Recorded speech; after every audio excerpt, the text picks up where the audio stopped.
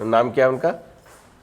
बड़े भाई एम.एन. ओगरा। है? एम.एन. ओगरा। एम.एन. ओगरा, यानी जे.एन. ओगरा साहब के सुपुत्र गए हैं वहां पर कैंची धाम में प्रसाद ले, और कहने वो आवाज़ जो थी वो ऐसी थी जो बाबा जी की थी।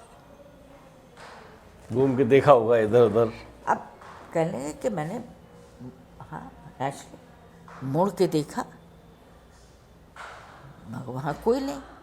और जो आवाज निकल के आई थी उग्रा प्रसाद ले, है ना, तो ऐसी आवाज आपके दिल में भी होगी। आप जब कभी कथा सुनते हैं सत्यनारायण की तो उसमें भी जब प्रसाद का महत्व बताया गया है,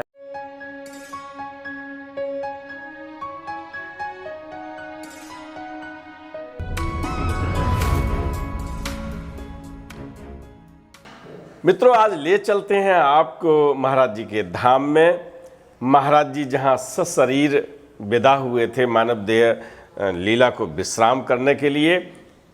अरे यार आप समझ गए होंगे, चलते हैं कैंची धाम।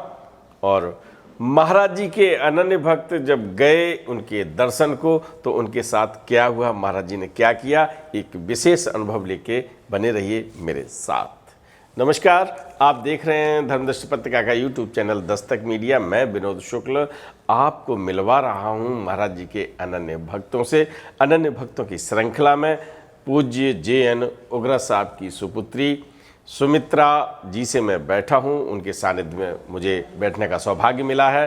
तो दीदी मुझे ये बताइएगा कि आपके पिताजी महाराज जी के दर्शन करने गए कैंची धाम, जब वो पिताजी नहीं, मेरे बड़े भाई गए, बड़े भैया गए। इनके शुभ नाम क्या है उनका?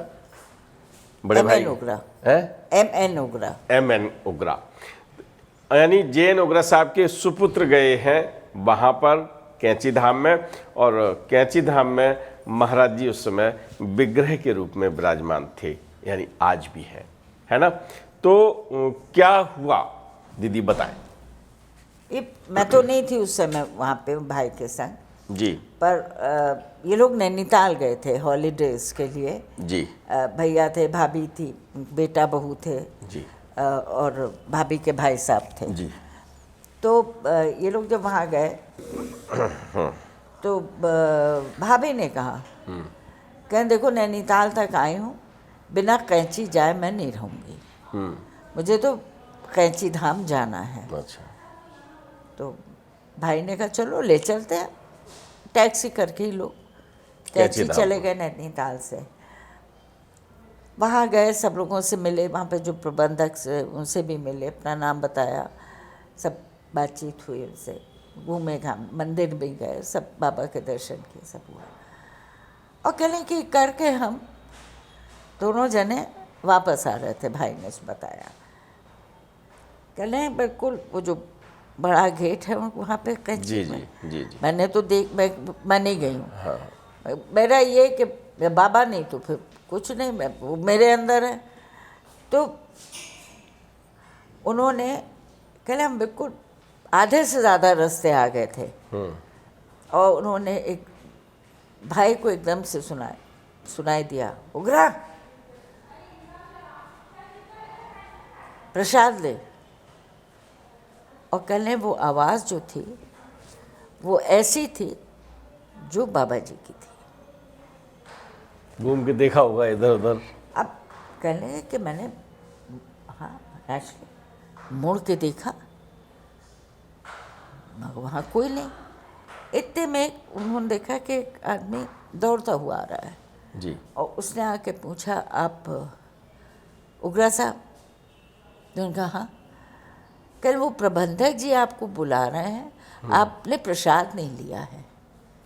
कह रहे मैं तो बिल्कुल स्तब्ध कि ये आवाज़ जो मैंने सुनी वो तो बाबा जी की थी। बचपन से सुनी? नहीं, वो तो बड़े थे, 17-18 बरस के। नहीं तो तब से सुन रहे हैं महाराज जी की आवाज़? हाँ, और बराबर कहीं ना कहीं उनसे वो होती थी। अब मुझे ये नहीं याद कि बाबा जी उनके यहाँ कभी गए कि नहीं गए, पर आवाज़ तो पहचानते ही थे। कहने लगे कि मैंने उसको मुड़ के देखा, कहने वो आदमी आया, एक वो सज्जन आए और कहने लगे कि आपको प्रबंधक जी बुला रहे हैं कि प्रसाद नहीं लिया आपने। कि हम फिर वापस गए और हमको प्रसाद मिला। मित्रों, जब प्रसाद की बारी आती है तो हम सब लोग जल्दी से कहते हैं कि हमको प्रसाद मिल जाए, है ना।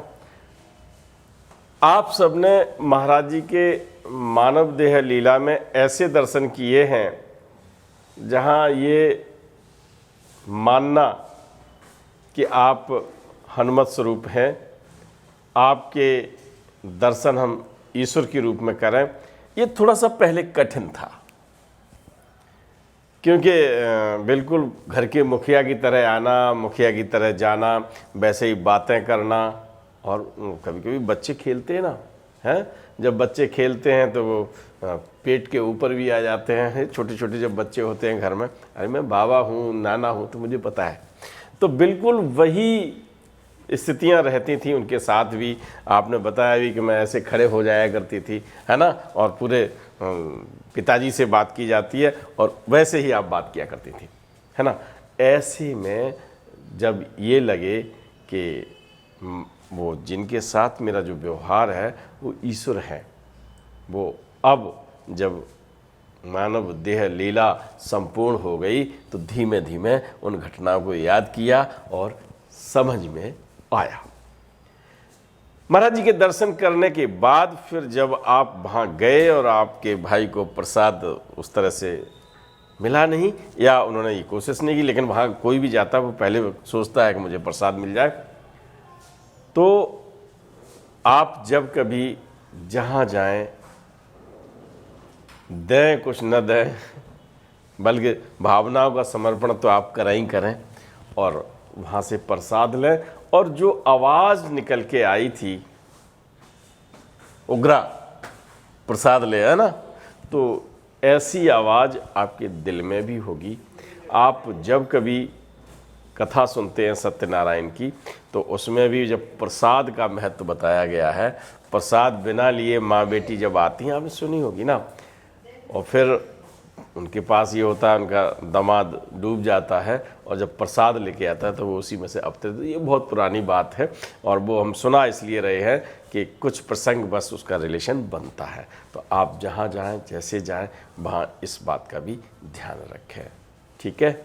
प्रसाद आपको घर बैठे भी मिलेगा, क्योंकि घर में जब भोग लगता है भगवान का, तो वो जो वापस थाली में रह जाता है वही प्रसाद बन जाता है। आपको याद होगा रब्बू दादा के पिताजी के यहाँ जब महाराज जी गए थे, है ना, तो दाल में नमक कम था, हरप्रिया जी ने लगा दिया था।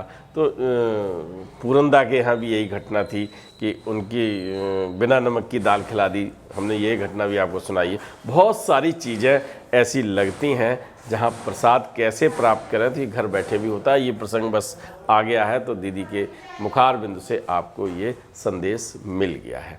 बहुत सारी बातें हैं जिनको हम करते रहेंगे। आज लेते हैं विदा। राम राम।